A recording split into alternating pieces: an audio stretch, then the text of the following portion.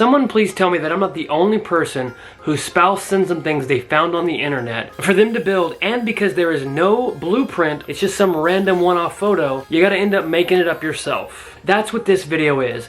In today's video, I'm gonna be showing you guys how to make a rainbow style backdrop for whatever event you have going on in your life. And for me in particular, it's my daughter's 5th birthday. So we're gonna make this thing perfect.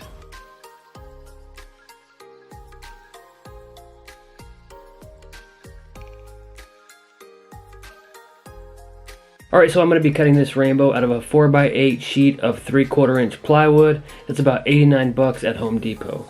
All of my bows are going to come from one center point, so I'm finding center of this piece of plywood, and then I put a nail into the plywood and create this cool little jig so that I can come back with a pencil and mark every single line where I'm going to want to cut. Now we just need to mark holes in all of the places we want cut. We'll draw our lines and then we'll come back and use the router to cut everything. Nice and pretty. Each of the individual arches in this rainbow are going to be 3 inches wide and have a 1 inch space in between them. And I'm going to leave a foot on the bottom that connects each bow together, and that will also be 3 inches. I'm going to take the first 5 here, which all obviously is going to come up and around and connect to the last 5 legs there. And everything in the middle, which is just these 2 right here, and their outer parts is going to be hollow space. Just to make it look like an authentic rainbow, have a space in the middle with a nice color palette going all the way around. So I went ahead and pilot holed the lines that I'm going to be making. What do you think, little girl? Good. Good. Using this jig is pretty self-explanatory. All you do is stick a pencil into each hole and ride that bad boy all the way across the face of this piece of plywood. So I went as far as I could with these legs. Now that I've got the tops over here, I'm just going to use a straight edge and connect these two. That way I have a clear path and vision for what I'm doing here. All right, so arches are done, connected to the legs.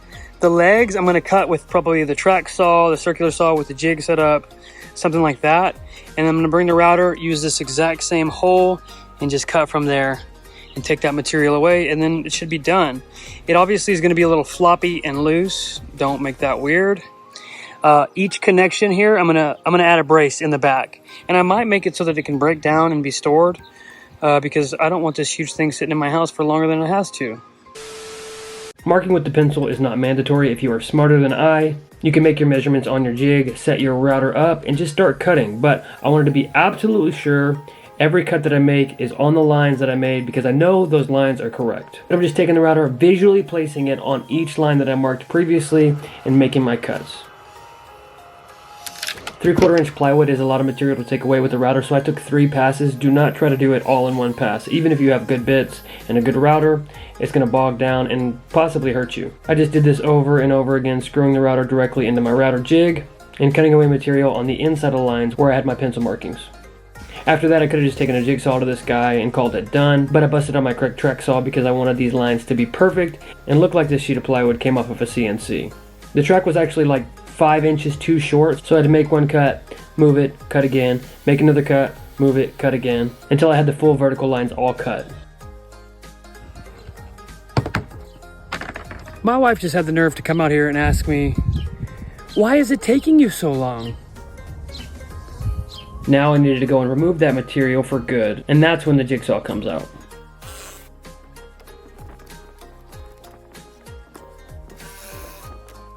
I just cut the tabs at the bottom, and then went up to the top and cut the material away that was left, where the straight lines and the circles meet.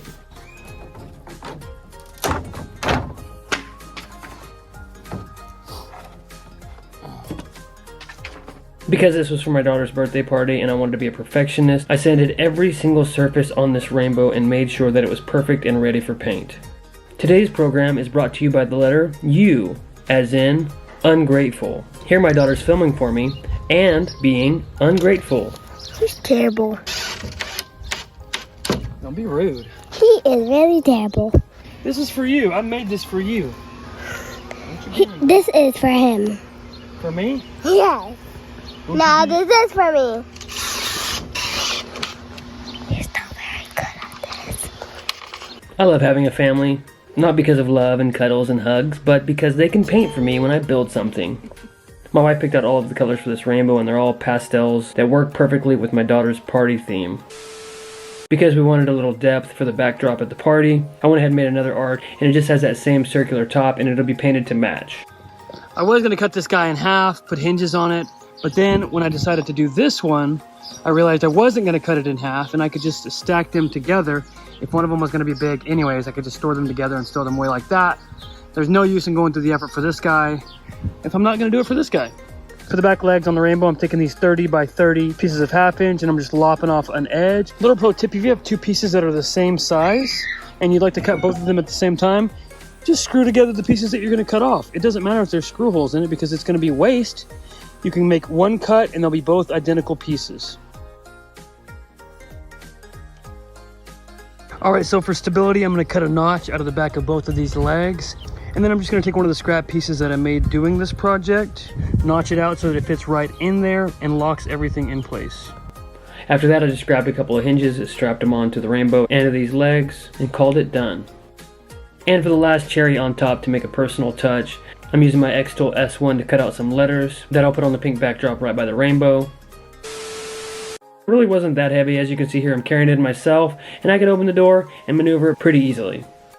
At the birthday party, one of my friends said, "Oh, you made that? That's great. Did you use those foam boards?" And the answer is obviously no. And I just thought to myself, man, that would have been so much lighter and easier. But I did make a permanent solution for a backdrop that can be used forever. The kickstands worked perfect. We had no issues with this guy falling over. Although I will say, I probably could have sized them down a little bit. They are a little bulky. But the locking mechanism worked fantastic. I made the second backdrop a little bit taller than this rainbow, so as I stood them next to each other, they worked together really, really well. And these backdrops aren't the only thing in this video that I'm proud of. My wife and I did all of the balloon ornamentation on these backdrops as well, and I gotta say, I might have a career in the balloon industry coming up. I feel like these are the videos that I specialize in, one-off little things that a very small percentage of the population might be interested in making, but information on those things is hard to find. So if you appreciated this video for that exact reason, feel free to hit that like button and maybe subscribe so you can stick around and see more cool stuff like this. Thank you guys, and we'll see you in the next one. If you watched this video and thought to yourself, man, that was so good, how can I give this guy money to repay him? Then you're in luck. I have a lot of stuff listed on my Etsy store that you can buy to support the channel, so head on over to reformationwoodshop.etsy.com to grab something.